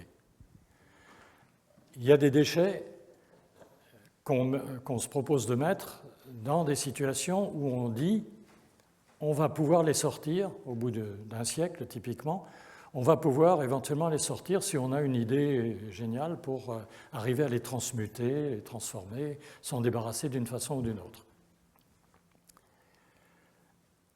Se pose la question de la réalité et la possibilité réelle de ce traitement. Est-ce qu'au bout de 100 ans, on est capable de les ressortir? Qu'est-ce qu'ils deviennent au bout de 100 ans? On n'a qu'une seule expérience là-dessus, c'est les déchets militaires, les déchets des déchets militaires qui ont été déposés dans le Nouveau-Mexique par la Commission de l'énergie, enfin la NRC américaine. Il y a eu des feux, il y a eu des difficultés qui sont liées au fait que les gens qui s'en occupaient n'avaient pas la compétence suffisante. Qu'est-ce qui nous dit que dans un siècle, quand on essaiera de sortir des déchets, ou quand les déchets seront là et auront évolué, les gens qui seront là auront encore une compétence sur le sujet? Moi, j'ai des doutes. Enfin, je ne suis pas le mieux placé pour donner des réponses globales, mais le problème des déchets, il n'est pas résolu. Et le problème, surtout, c'est que si on développe le nucléaire de manière significative, pour l'instant, le nombre de réacteurs nucléaires, j'ai oublié de le mentionner, le nombre de réacteurs nucléaires dans le monde, il y en a 440, et ça diminue. Ça diminue. Il y a un endroit où ça augmente, évidemment, c'est la Chine. La Chine est en train de construire 20 réacteurs nucléaires, et pour la Chine, c'est peanuts par rapport à ses besoins énergétiques. Donc, il y a un moment où, si les autres modes d'utilisation de l'énergie fonctionnent mieux, ce n'est pas garanti que ça va continuer. En tout cas, pour l'instant, ils sont compétents et ils développent, enfin compétents, aussi compétents que possible, et ils développent, mais partout ailleurs dans le monde, non. Par contre, il y a un pays qui a une position extrêmement intéressante que tout le monde ne réalise pas, qui est celle-ci, c'est la Russie. La Russie n'installe pas de nouveaux réacteurs chez elle, mais elle en vend. Elle en vend. Elle en vend beaucoup. Enfin beaucoup. Par rapport au nombre existant, elle en vend pas mal. En particulier dans les endroits qui ne sont pas forcément ceux où on trouve le plus de compétences pour gérer ces machines très délicates. Pardon ? C'est la même technique, PWR également ? C'est quasiment la même chose. Oui, le VVER russe, qui a été développé à peu près quelques années après le PWR, c'est en gros, oui, c'est la même technologie. Et donc, voilà, on est dans cette situation. En ce qui concerne le développement, s'il y avait du développement, ça voudrait dire que ce n'est pas un CIGEO. On a de quoi remplir CIGEO aujourd'hui. S'il y avait un développement, il faudrait construire un deuxième CIGEO, un troisième, etc. Le danger ou le problème n'est pas forcément dans l'immédiat. C'est de regarder ce qui va se passer. C'est-à-dire qu'en gros, c'est le même problème qui se posait il y a 30 ans pour les gens d'EDF. Qu'est-ce qu'on va faire dans 30 ans? Où est-ce qu'on en sera? Et quels sont les paramètres cruciaux de cette chose-là? Le problème des déchets, à mes yeux en tout cas, il est pour une bonne part, à part le problème immédiat de comment on peut s'en débarrasser, c'est le problème de savoir vers quoi on va si on est obligé de continuer à les accumuler. Merci. J'ai une question dans la salle et ensuite une question internaute. N'hésitez pas si vous en avez d'autres. Bonsoir et merci pour votre présentation. Ma question est portée plus d'un point de vue... on vit dans un monde fini et du coup ma question c'était sur la raréfaction des ressources du combustible nucléaire pour la fission, donc de l'uranium ou du thorium pour les Chinois par exemple. Excusez-moi, je suis désolé, je suis un peu sourd, je ne vous entends pas. D'accord. Vous pouvez parler plus fort? Ma question elle portait plus sur la raréfaction des ressources de combustible nucléaire pour la fission en termes d'uranium ou de thorium pour les réacteurs chinois. Où est-ce qu'on en est et quel est le futur du coup de la filière voilà.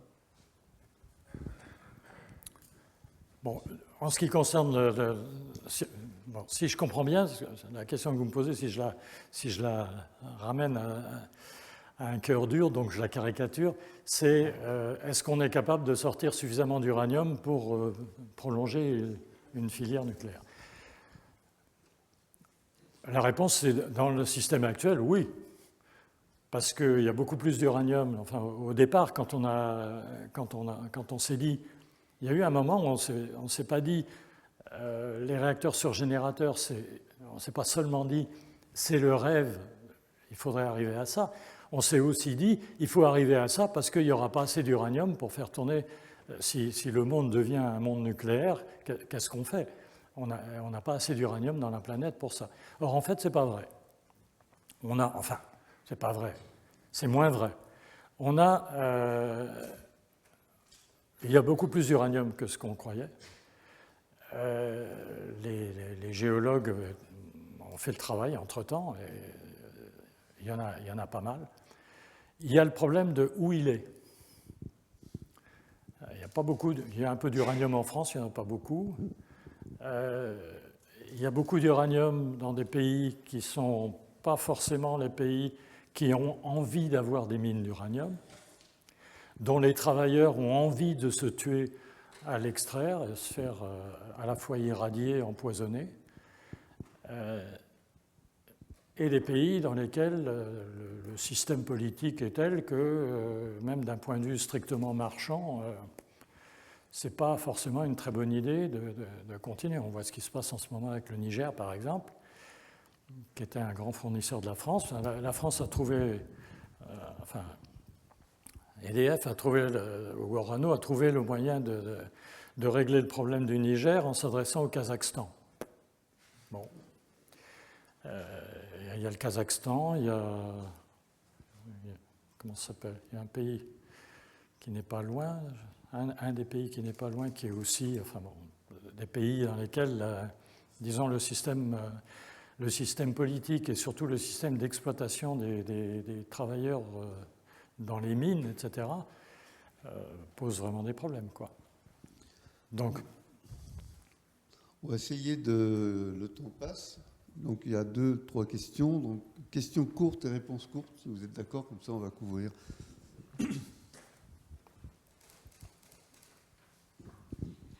Alors, moi, je me posais la question par rapport aux futures constructions de centrales nucléaires, par rapport à la technologie de la fusion. Est-ce qu'il n'y a pas qui n'est pas du tout stable et qui n'est pas encore abouti, est-ce que ce n'est pas aussi difficile de prévoir le nucléaire par rapport à cette nouvelle technologie qui va arriver? Et qu'est-ce que vous pensez de la fusion et de la possibilité que ça marche? Moi, ma réponse sera très courte. Je pense qu'on n'y arrivera pas. On n'y arrivera pas pour une raison très simple, qui a été très, très bien résumée un jour. J'ai entendu Pierre-Gilles Degène parler de ça au coin d'un café, et il disait « C'est génial, on met le soleil en bouteille, mais on ne sait pas faire la bouteille. » Ben ouais. C'est-à-dire que le problème de la fusion, les gens des plasmas ont fait un travail extraordinaire qui a toutes sortes d'intérêts scientifiques fondamentaux, en particulier astrophysiques, sur les plasmas, etc. Bon, mais du point de vue des matériaux, ce qui est fait, je ne veux même pas le qualifier, quoi. Ça n'a pas beaucoup de rapport avec ce qui va se passer. On va avoir dans un réacteur à fusion, juste pour donner les idées, on peut admettre qu'un matériau qui sert de cuve, un alliage qui sert de cuve de réacteur, à la fin de sa vie, chaque atome a été déplacé une fois. Et c'est d'ailleurs sur cette base qu'on a décidé que les réacteurs ne devaient pas durer plus de 40 ans. C'est dire à quel point c'était scientifique au départ. Bon, mais une fois que vous avez déplacé chaque atome dans un matériau, c'est plus tout à fait le même matériau. Ni du point de vue de la nature de l'alliage, des composants de l'alliage, comment ils s'articulent entre eux, ni du point de vue des défauts qu'on a créés dedans. Dans le cas d'un réacteur de fusion, l'irradiation des neutrons est telle que vous avez l'équivalent de ça entre, alors je ne me souviens jamais si c'est 1 seconde ou 1 minute, mais c'est l'ordre de grandeur. Il n'y a pas de matériaux qui résistent à ça. Alors on peut faire toutes sortes d'études, mais ce qu'il ne faut pas, c'est que le plasma se défasse. Parce que si le plasma se défait, à ce moment-là, vous avez ce problème-là. Et votre réacteur, il devient un gruyère. Donc voilà, c'est un point de vue tout à fait personnel. Le mythe du génie dans la bouteille. Le mythe du génie dans la bouteille, revisité. La question là était la même, donc c'est pour ça que je ne viens pas là-bas. Il en reste une ici. Et je voudrais poser les questions qui sont en 3 parties que pose Dominique Leglu.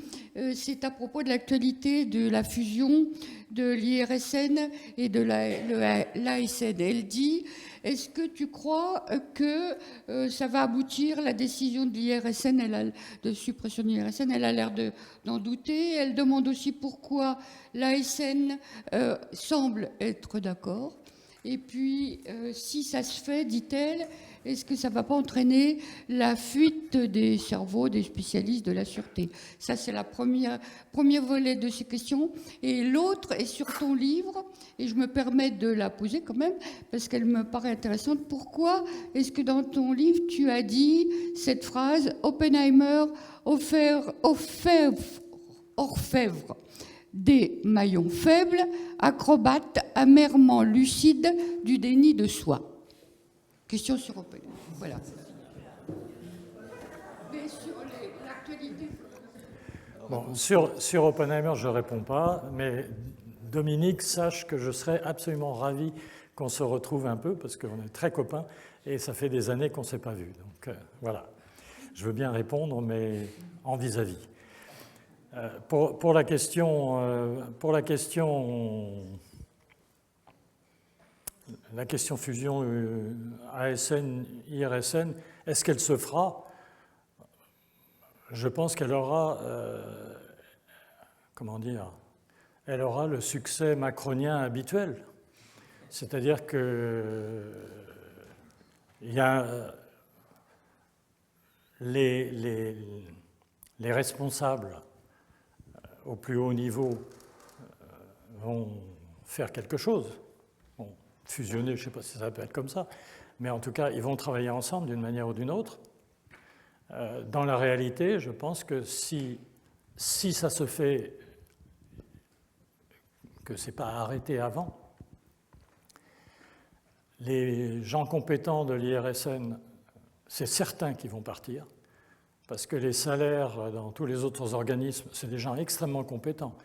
Les salaires dans tous les organismes où ils pourraient aller, que ce soit dans le privé ou que ce soit dans le public, je pense en particulier au CEA ou ailleurs, il suffit que ces gens-là ouvrent la porte pour qu'ils s'y précipitent, les salaires sont plus élevés de 30 à 40%. Donc, ne serait-ce que pour cette raison-là, sans parler du fait qu'il y a peut-être plus d'avenir si on vous traite comme ça, parce qu'ils croyaient que ça durerait indéfiniment, l'IRSN. Hein. Si on vous traite comme ça, il y a peut-être plus d'avenir au CEA, encore que. Bon.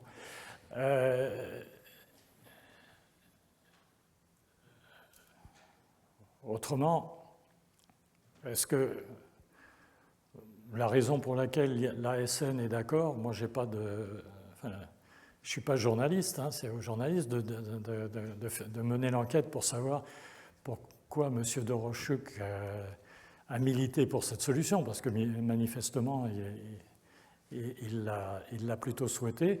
Je comprends très bien, alors là, je prends le problème par un autre bout, je comprends très bien qu'il y ait des difficultés entre l'ASN et l'IRSN. C'est normal, c'est leur métier. On trouve des résultats, ces résultats sont dérangeants. L'autre, l'ASN, il rend des comptes au gouvernement, il est indépendant, mais il a le droit de sortir le bâton, il a le droit d'agiter le bâton, mais il n'a pas le droit de s'en servir, il n'a pas les moyens de s'en servir. Donc, il va chercher à trouver des solutions pour que, d'ailleurs, c'est quand même très embêtant, mais voilà. L'ASN n'a jamais réussi à obtenir que le gouvernement affronte les gouvernements successifs, de droite, de gauche, de centre, de tout ce que vous voudrez. Il n'a jamais réussi à obtenir qu'un gouvernement affronte réellement le problème de l'avenir de la filière nucléaire. Au point où on a arrêté Astrid, qui est un réacteur sur lequel on peut avoir des idées d'un côté ou de l'autre, mais en tout cas, c'est un réacteur de recherche sur lequel on a dépensé 800 millions d'euros.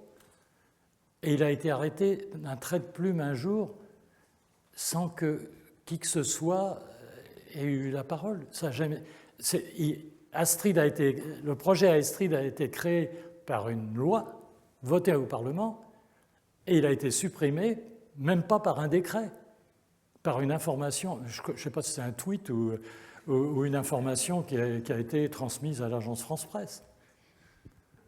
Donc, voilà, je veux dire, travailler dans ces conditions-là, évidemment que c'est difficile, que je ne suis pas dans le secret des dieux en ce qui concerne les rapports entre les organismes. Mais ce que je veux dire, c'est que si vous avez un organisme qui est chargé de déterminer aussi bien que possible la vérité des choses, c'est extrêmement précieux et il ne faut pas s'en débarrasser. Et les gens qui sont là-dedans, même si quelquefois ils sont un peu compliqués et pas toujours droits comme des i, un organisme de 1700 personnes, ça arrive, surtout dans les strates élevées.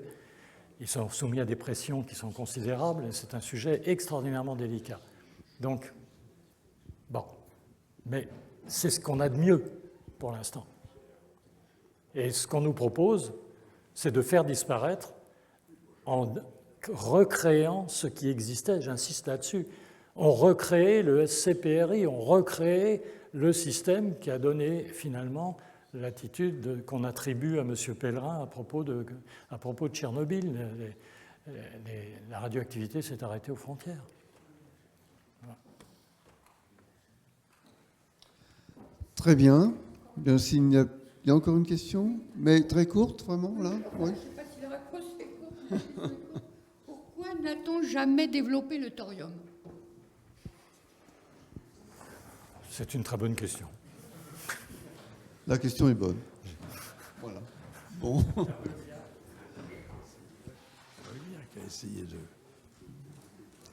Rubia, tu connais ce nom?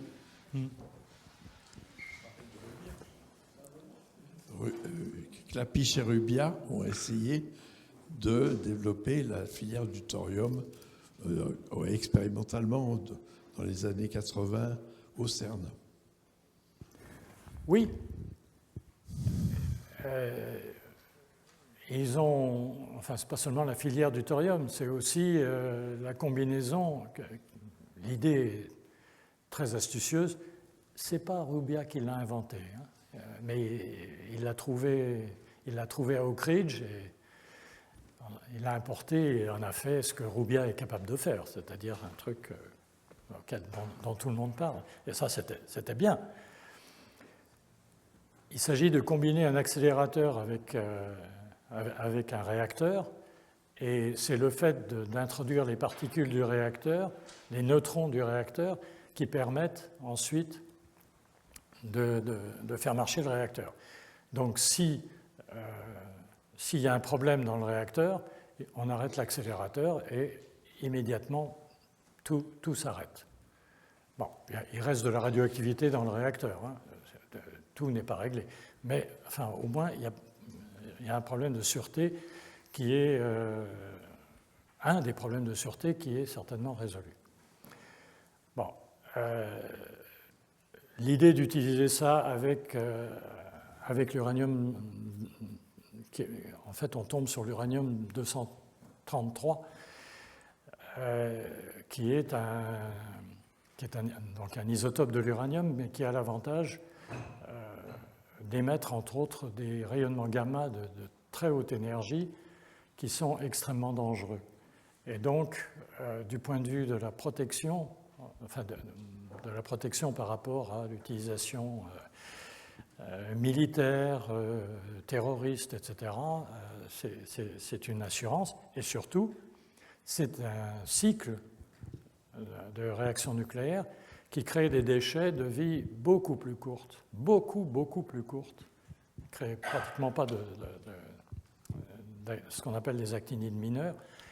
Et donc c'est un système qui potentiellement est beaucoup plus sûr et crée beaucoup moins de déchets. Il y a des problèmes. Ce n'est pas simple. Les industriels n'ont pas voulu.